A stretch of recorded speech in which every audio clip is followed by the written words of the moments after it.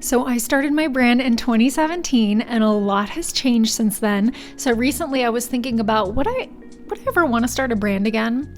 What would compel me to start a brand again, and what would I do differently? Like, what would I do in 2025 since things have changed? What would I do knowing what I know now?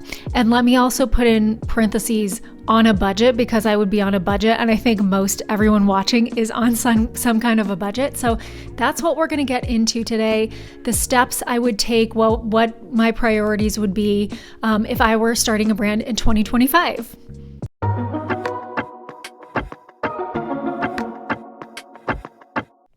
Hi everyone, welcome to The Thread. My name is Kendall. I'm still figuring out what to do with my microphone. It is a work in progress.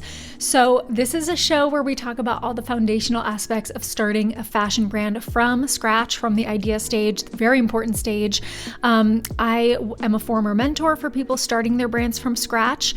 I had my own brand for 7 years, and I'm a Parsons graduate in fashion design. So I have a lot of advice, and I've been reflecting a lot. I closed my business, as I've talked about, a little over a year ago, and I feel relieved mostly.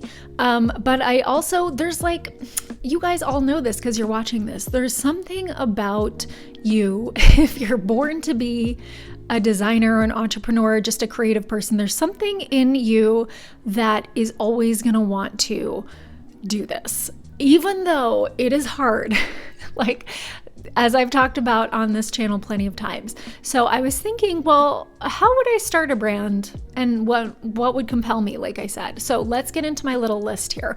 Now, I'm not going to go super in depth into any of these because most of them I kind of already have longer videos on, but I'll be sure to link those as they happen. Okay, so number one, I would only start a brand if I truly had an amazing idea, right? I've talked about this before. There are so many brands out there. There's, everything it feels like has been done.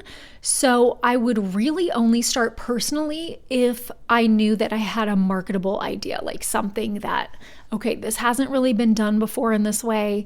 I wouldn't just start a brand to start a brand. And I think that's what a lot of people do. It's understandable, right? As I just talked about, we're creatives, we're compelled to do this sort of thing. And I think in 2017, I'm like, I want to start a brand. I went to Parsons. I moved, a little bit farther outside San Francisco than it would have been convenient for me to go work at a brand. And I'm like, this could be, an opportunity to start my own thing. I think I just wanted a brand.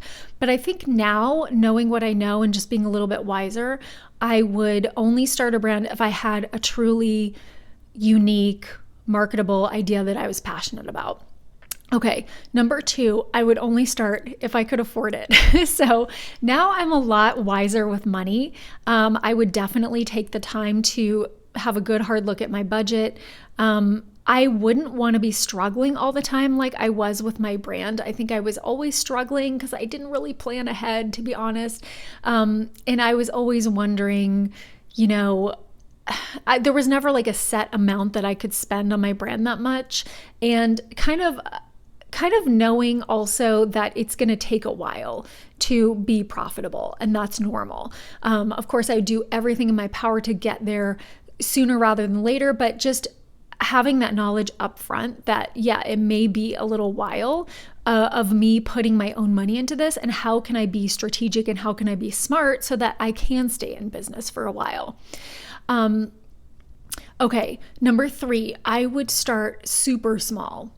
That's just kind of how I am in general. I really like small, sustainable type of small batch, unique clothing. Like I made this myself. I like things like that are kind of unique and handmade and, small batch, like I said. So that's kind of what I would go for. I think that's what I would be about. And I would, not just in terms of production, but also in just like the number of styles that I had. And that's a great way to start small financially. Start with, if you have an amazing idea, an amazing product, start with 1 or 2 or 3 things. You don't need a whole collection right off the bat. I would really think about like what I want to be known for. And then as your brand grows, you can add more, and you should add more because people are going to want new things, of course.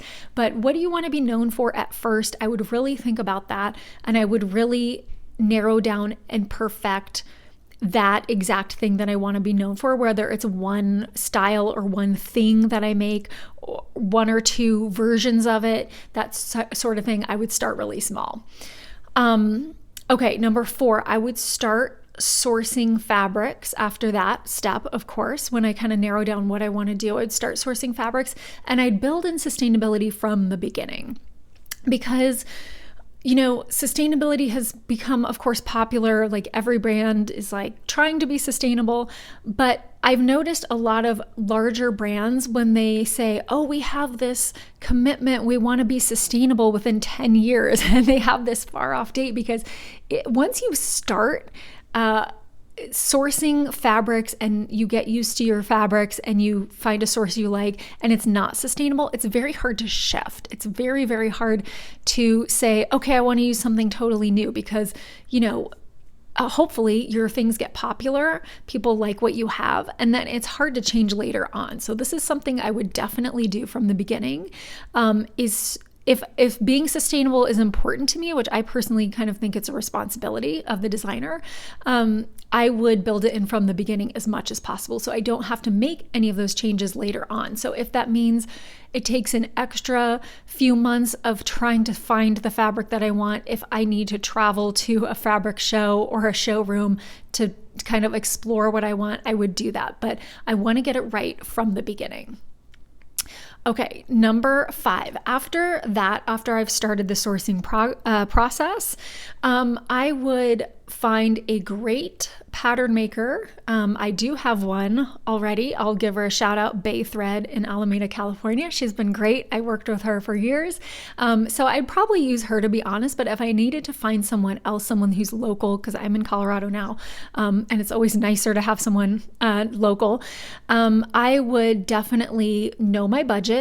I would find somebody really amazing and I would read their reviews. Oh my God, I would investigate. I would meet with them. I would see what kind of vibe I get, because now, having mentored people, I've heard so many horror stories, to be honest, of people just going with somebody and, sometimes they did do their research and it still didn't work out. You can't always avoid it, but sometimes people wouldn't really read the reviews and they'd go with somebody who turned out to be awful.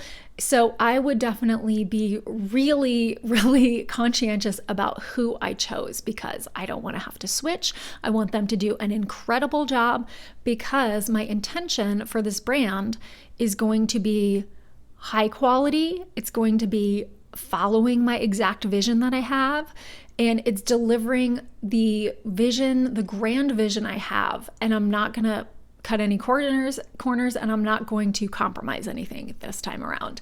Then number 6, I would work on finding a small batch or made to order factory. And like I said, this is just me. I just like the small batch feel.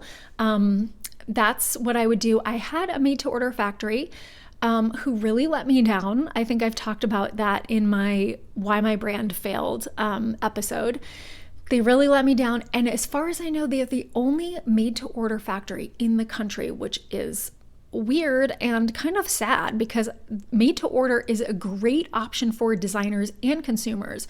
Because, well, especially for the designer, you don't need to pay for a production run of 100 or 200 pieces. You pay for one at a time as it's ordered. So this is a great option for designers, and I wish that they were all over the place. That's what I would work on finding. If I can't find a made-to-order manufacturer, I would try to find somebody very small batch, so maybe 50 pieces per style.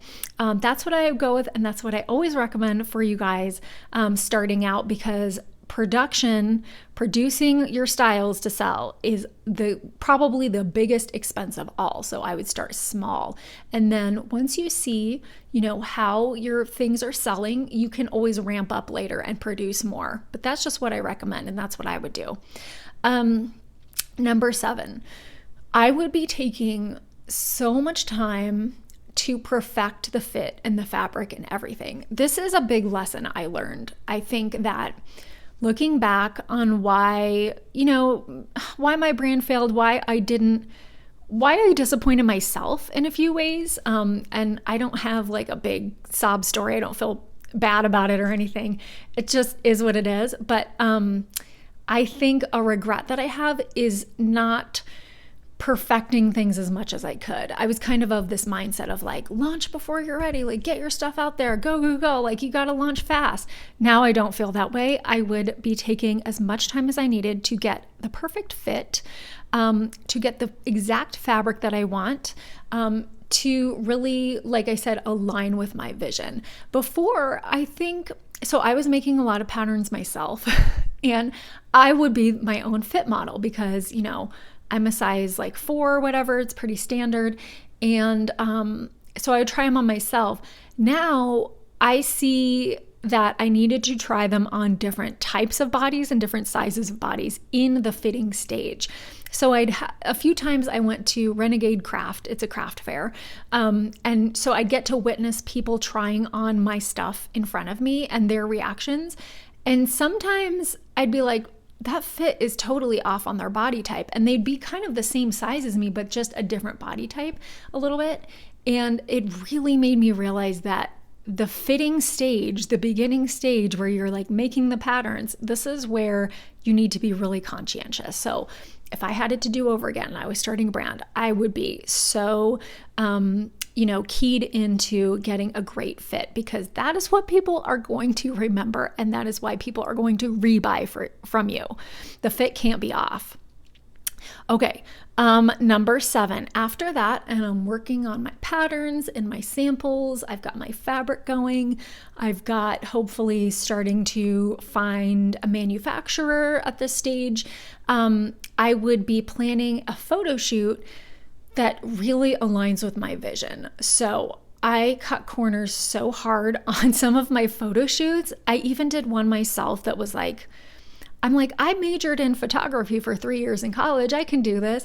I don't remember how a camera works. I didn't really admit that to myself until I saw the photos and I was like, oh God, I should have coughed up the dough for a great photographer. This time around, I would cough up the dough for an amazing photo shoot that really aligned with my vision. So once again, I'd be taking time to find somebody great, maybe meeting with them first, really reviewing all of their work to get exactly what I wanted, because the photo shoot can be a really big expense. It can be another one that's really big. Sometimes a photographer costs like $3,000 for the day. And then you have the models on top of that. Then you have all the, whatever your samples cost for the shoot. It can be a huge expense, but it's also the most important, I've realized, because it is your introduction to the world. It's the thing that people see and they make a snap decision on if they like you or not. I've had some great photo shoots and I've had some not so great ones.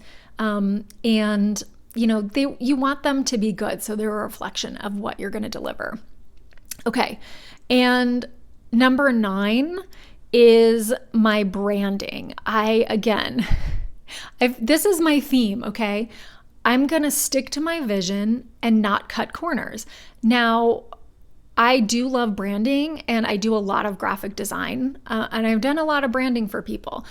So I can do it. But if I felt like it wasn't quite hitting it right, I would definitely hire somebody. That can be a hit or miss. I've hired somebody before that was $2,500 and I hated it. Like a logo, colors, and fonts, I think. And I really regret not speaking up and being like, can you do this again? Because I paid a lot of money and this is not wowing me. I regret not speaking up about that. I think this time around I would, do more research, choose someone great. If I was going to hire somebody, if I was not going to hire somebody, I would spend a lot of time on it, maybe learning new techniques, maybe getting more inspiration, but I would make it, I would really spend the time on it because once again, it's one of those things that I've realized is very important. It's your communication to your future customers and you want it be right. You want to get it right. So those are my 9 things. Of course, I'm just talking about kind of the pre sort of development stage here. I'm not going to go into marketing or anything like that. That's not what I love. So I hope this gave you guys some insight into the steps that I would take, the initial steps to start getting a brand going, and what I would focus on, what is most important to me. So let me know in the comments what you thought. Did I leave anything out? What ideas did this give you? And please like and subscribe if this video helped you at all. It really is going to help me. And I will see you guys in my next video. Thank you so much for watching.